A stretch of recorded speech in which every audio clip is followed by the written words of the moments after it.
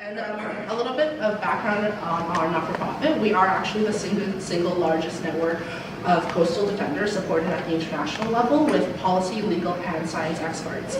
Surfrider Foundation globally has been around for about 30 years, a little bit shorter time for our Vancouver chapter, but we are 100% volunteer run in Canada, which means we have a lot of grassroots activists as part of our network, including myself. I actually have a marketing background, so I'm the least qualified person in this room to be speaking on the subject. But our focus specifically is about clean water, accessible beaches, and healthy coasts and oceans. So one of the reasons our local chapters here in Canada are so important is because in Canada, including all of our measurable islands and all fronts along the North Pacific, Atlantic, and Arctic Oceans, we have about 250,000 kilometers of coastline that are desperately in need of protection. These areas are kind of places where we live all across Canada. They're places where we grew up, and they're also places where we play. So Surfrider is very unique in that we take a very human-centric approach to protecting our oceans. And not only do we share information about the environmental aspects of this kind of activity, but we're also coming at it from the approach of you like to enjoy your beaches, and you like to have clean oceans to play with your families, and we want to protect that for generations to come. So one of the problems that we face almost every day or every week or every month specifically is the issue of plastics affecting our oceans and creating marine debris. Over 20 million tons of plastic litter enter our ocean annually, which is alarming because that's about 500,000 fully loaded semis of just garbage being dumped directly into our waters.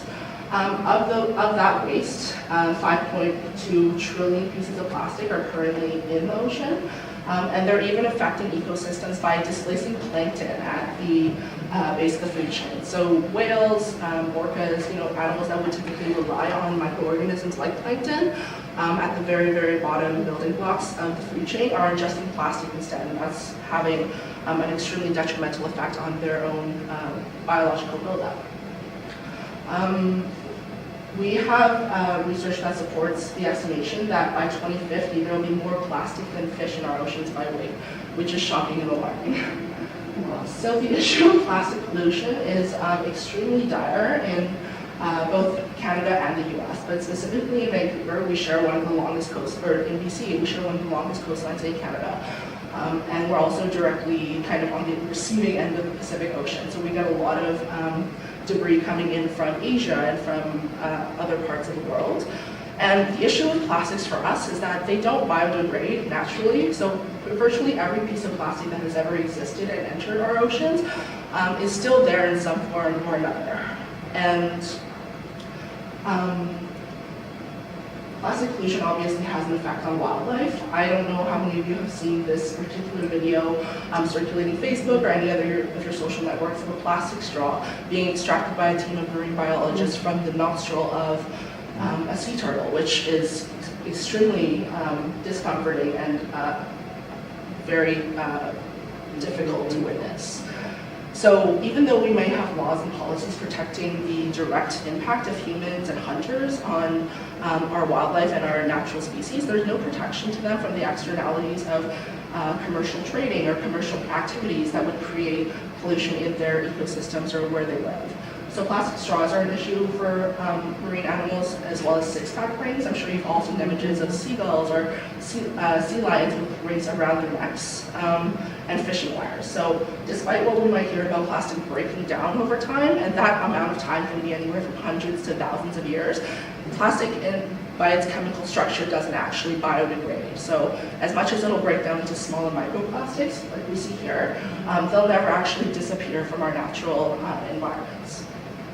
So one of the biggest impacts of plastic on our ecosystems and on our beaches specifically is from styrofoam. So single-use plastic food and beverage containers are one of the biggest culprits, or a large chunk of the dirty dozen, as we call it, that pollute our coastlines.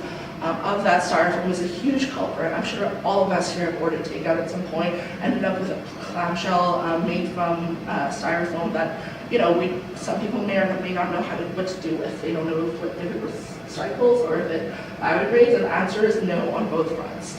So here we see kind of like embedded in the soil and also the beaches, the little plastic pellets that make up styrofoam broken down.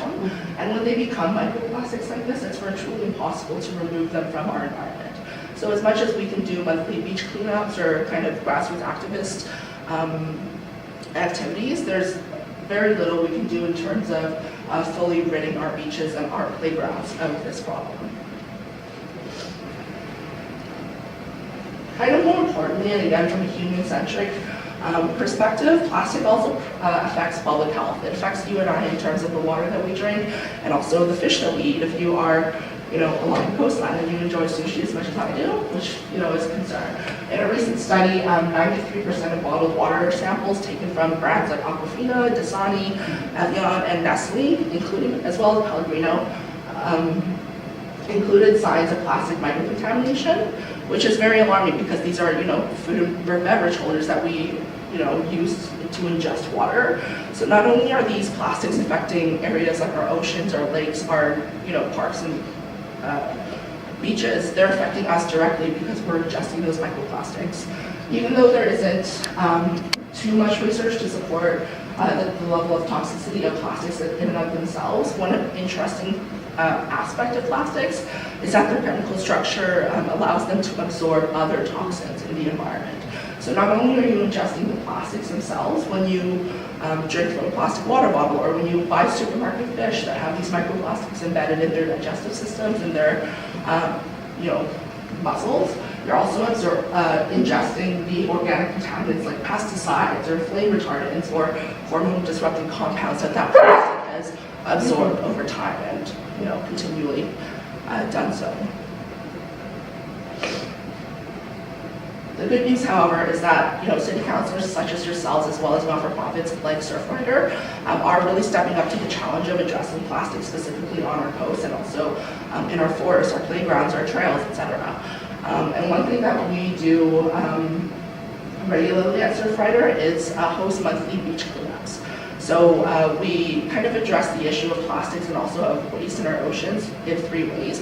The first of which is like a grassroots activism way, which we engage our urban populations in Vancouver, in Surrey, in Burnaby to come out and actually take ownership of their own beaches and physically pick up all of these pieces of litter that have been kind of distributed along our coast over time. The second of those is through public awareness campaigns. So I said earlier about a campaign that we're going to be focusing on this year around plastic straws and actually eliminating or partnering with a couple of, or actually 25 restaurants in the Vancouver area to eliminate plastic straws from their day-to-day use. And the last is actually educational outreach. So it's amazing to be in this room with councillors and policymakers as influential as yourselves, but we're also actually trying to get in front of the next generation of civilians, teaching elementary school children about marine biology and also active ways that they can reduce their carbon footprints at home, at school, and just curate that general interest in protecting our oceans.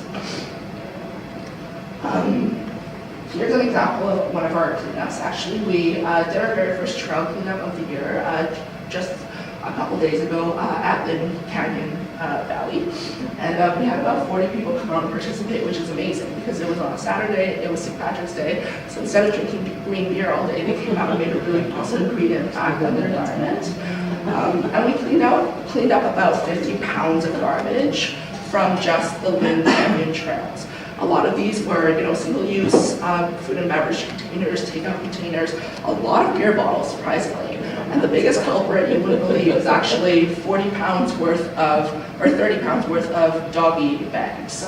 So really fostering that kind of civilian responsibility to not just reduce your footprint, but also, at the very least, do your own part in holding onto your trash, disposing of that correctly, and providing education on how to do that is a big part of what we do.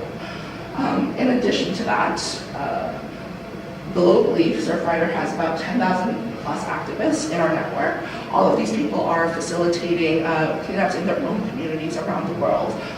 We have about 50,000 members, which contributes to our annual operating budget and allows us to buy equipment to just actually produce these cleanup events, and about 400,000 supporters, which takes a lot of different forms. We have some corporate sponsors on board who do enable us to do campaigns like the plastic straw and the public awareness campaigns that we do, as well as a lot of government supporters as well.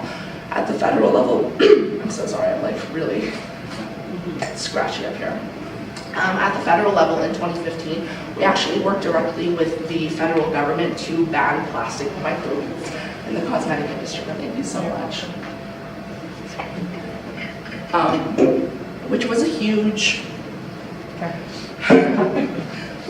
milestone for us because, like I said, microplastics are a huge issue because they directly, in fact, impact our food chains. They're ingested by fish, by wildlife species, and by whales in lieu of plankton. So while larger plastic forms, such as styrofoam, such as non-recyclable plastics, do break down into those microplastics, we were able to be proactive in our approach and actually ban the tiny little chemical or plastic exfoliants that are usually found in your cosmetics. So those materials are actually now on Canada's list of toxic substances, and Environment Canada was mandated to complete a review on these microbeads. So it's really encouraging to see that from grassroots activism and from not-for-profits being a lobby group, that we are able to implement policy changes at the federal level as well as at the provincial level. But there is still work to do, so I would love to open it up to questions at the end of the forum or wait until after our two counselors have shared their own activities with us. So yeah, that's Surfrider.